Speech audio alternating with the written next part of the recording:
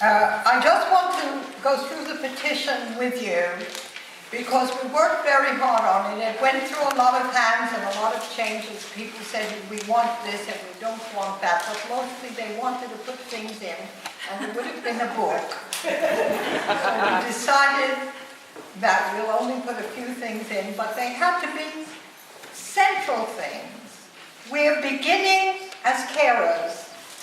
We're not saying that nobody else is important. We're saying that everybody else is important. When you say carers count, you say everyone counts.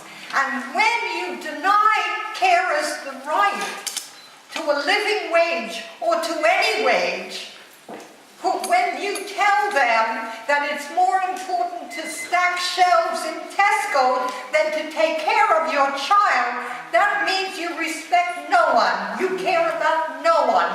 You want to destroy the bonds of society, of love and care among us, and we say no.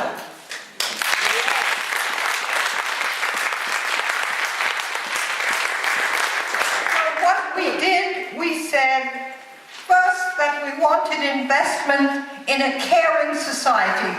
We don't only want one change, we want change. We want to start again with caring, a society that cares, a society where you don't feel that the state is your enemy every minute of the day, a society where you listen to the media, which shamelessly backs and supports and makes reasonable the most unreasonable lies you can imagine. That's Radio 4. I don't know about the others. They're probably worse. We, first of all, wanted to say invest. Second of all, we wanted to say a living wage. As Nina said, we wanted to put mothers together with carers, but carers are divided. Carers are divided between those of us who take care of family members, fundamentally, most of the time for free, those of us who get something of an allowance, and those of us who go out to work at caring and get a very low wage. Now, I want to say one thing very crucially. Those of us who are nurses and carers, some of us are not absolutely pleasant, but most people are dedicated and are not allowed to care. The time for caring is cut out of the schedule so that nurses will come and tell you that their manager said, well, when you bandage her leg, do you have to talk to her for 10 minutes? Just bandage her leg and go on to the next case. When people are under threat constantly, you know, they become bitter and they behave in ways that they themselves would have been ashamed of when they entered the profession to be able to care.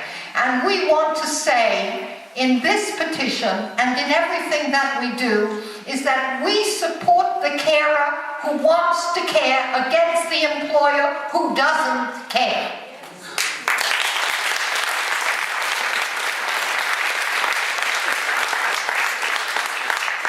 So that coming together as carers and encouraging us, encouraging others to care, we strengthen everybody in the society and we strengthen the priorities of caring rather than the priorities of exploiting. You know, they make it sound like if you don't get a job, you're evil.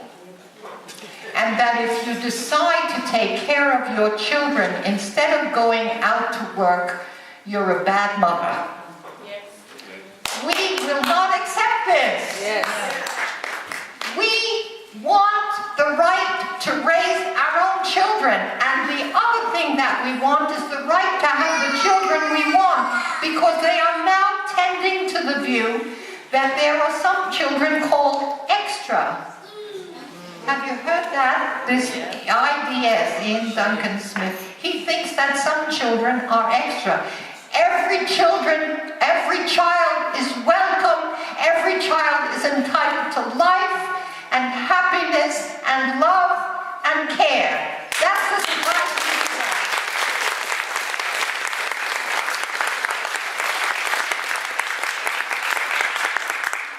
Now, the only other thing I want to say is that caring doesn't only stop with people.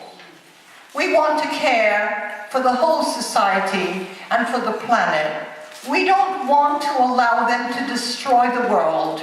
Yeah. We think the world would be okay if it was taken care of rather than merely exploited by businesses in the same way that we are exploited by businesses. We note very well that they wanted to privatize the forest. We haven't forgot that. They tried it on, they failed, they said, well, no, we really didn't. They do that if you have opposition. Well, if that's what they need, then that's what we will organize. We stand for life. We stand for a society of caring. We stand for a society of justice, of equity, and of love. That's what we stand for. That's what a living wage represents. Thank you.